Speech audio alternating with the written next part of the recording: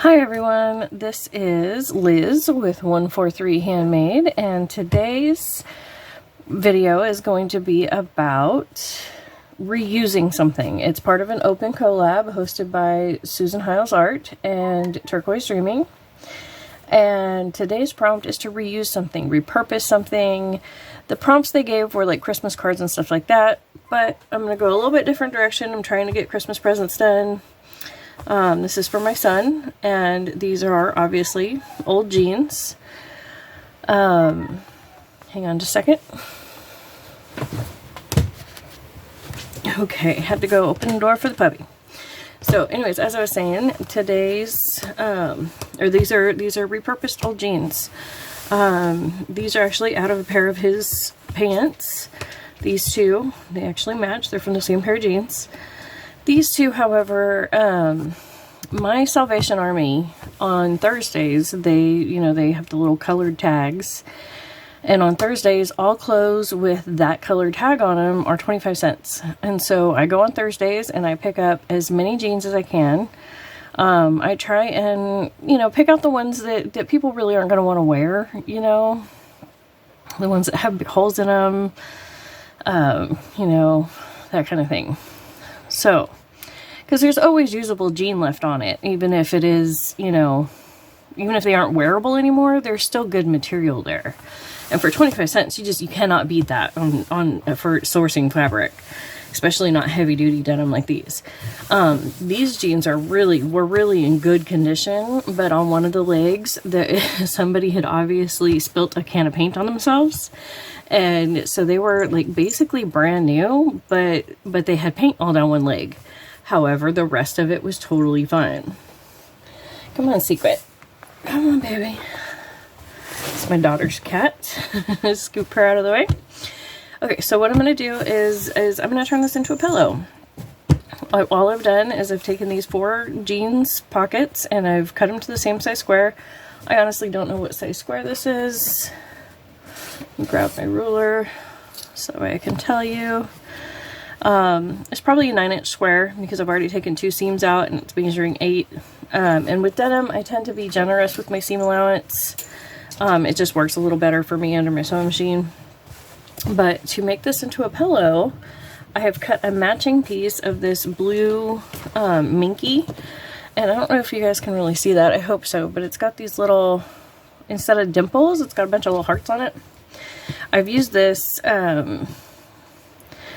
as the backer to a couple of blankets that I've made him already. And this is a scrap piece from that. And so all you do to make a pillow, or all I'm going to do to make a super simple pillow, not a pillow cover, but an actual pillow that gets stuffed, is I just cut the same size piece, and literally all I did was lay the pockets on top face down, and I just used my scissors to cut around. I'm not super worried that it's not exactly because both of these fabrics have some stretch to them.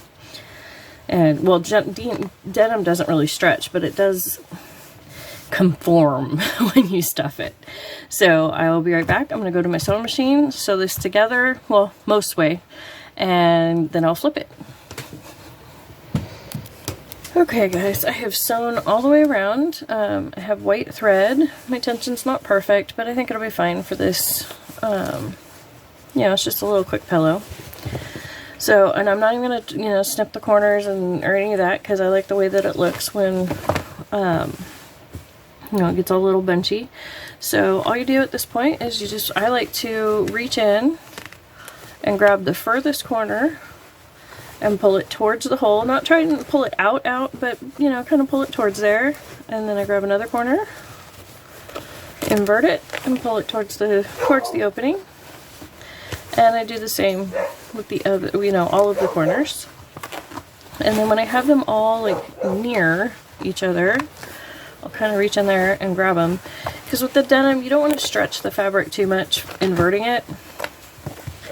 So this is not working for me. So funny, like you can do something so easily, off camera, and then you turn the camera on and all of a sudden you're all thumbs, you can't do anything. Okay, here we go. Yeah, see, I like the corners being all like rounded and bunchy like that. on a pillow. You know, there's certain things you want it more clean than that. On this, I think this is fine. So, there we go. And yes, it's a little hairy. My cats were helping me. So, and then on this one, I did come around the corner so that way I could do that. And then what I will do is obviously stuff the pillow next. Okay guys, I have stuffed this pillow. You know, as much as I'm going to, I don't know. I think I might go ahead and add another little handful to this corner up here. And then I was going to show you, or try and show you, let me see if I can get a good angle on it. Let me bring my camera up a little bit more. Yeah, I think that'll work. So, I was going to give a little quick demonstration on how I close up my pillows. So I've taken a piece of thread. This is super heavyweight thread, so I'm only doing 1 ply. If you're using a little bit thinner thread, like the thread you would actually use in your sewing machine, double it.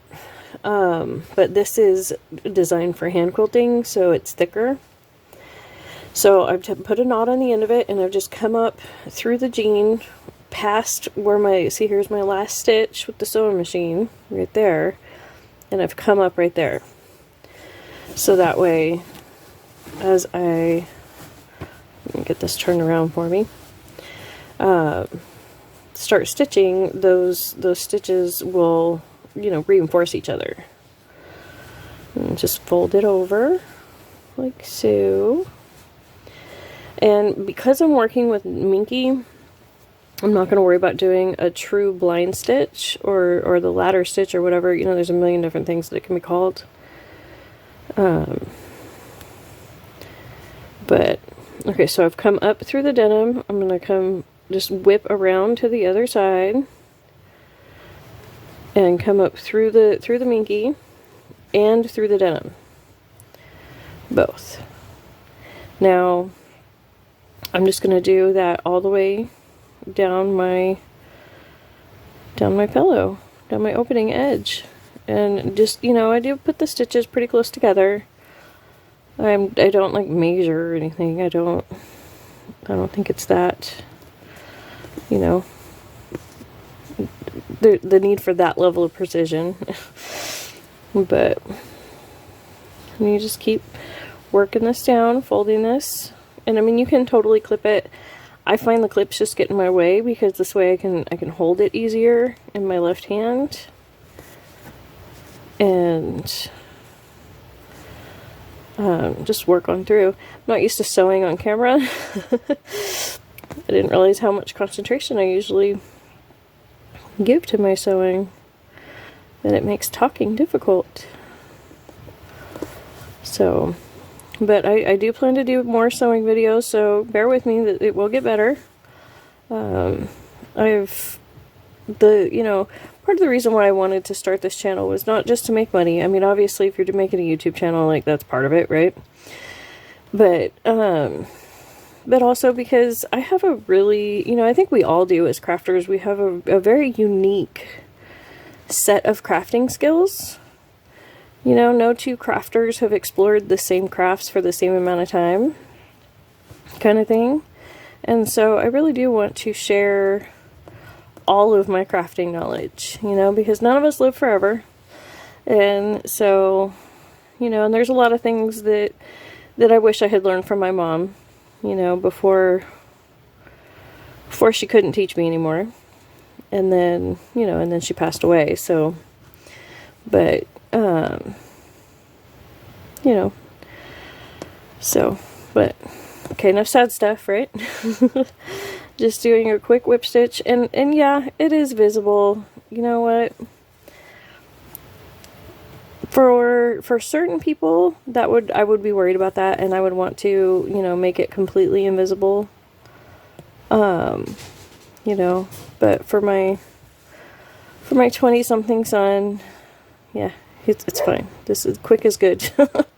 He's totally, you know, he makes pillows himself. He's, you know, we've done this together. He knows. This is how he closes them when he makes a pillow for himself. I have shown him how to do the blind ladder stitch and all of that. Oh, sorry. I'm not used to filming standing and everything. So sometimes the minky will stretch a little bit. Uh-oh.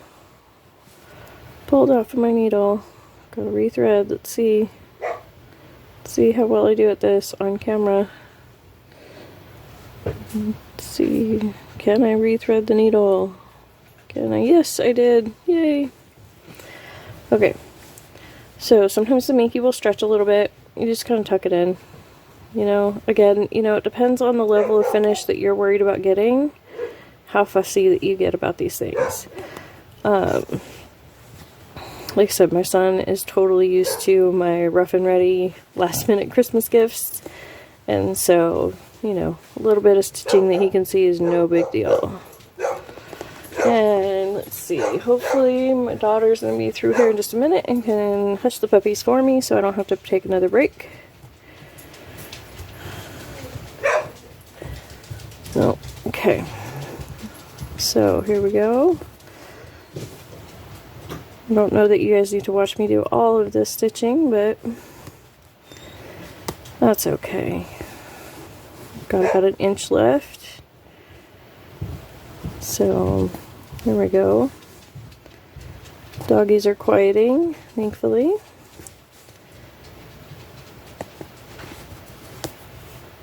And we're almost there. Almost there, almost to the end.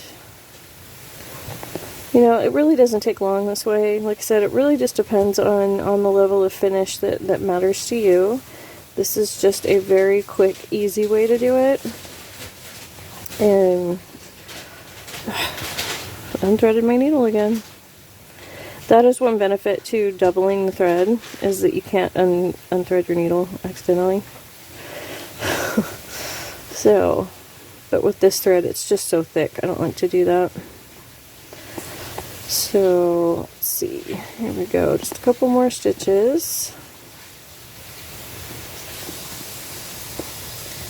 Okay, and then I like to come around my last stitch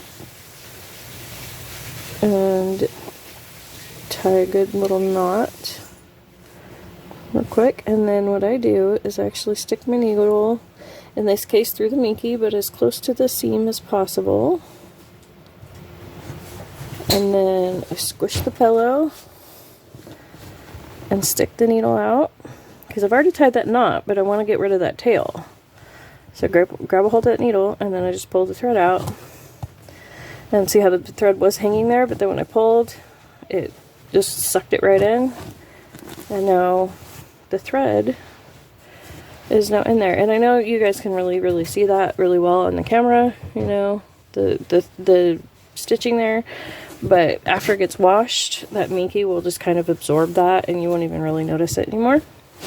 So thank you so much for joining me, and don't forget to like and subscribe.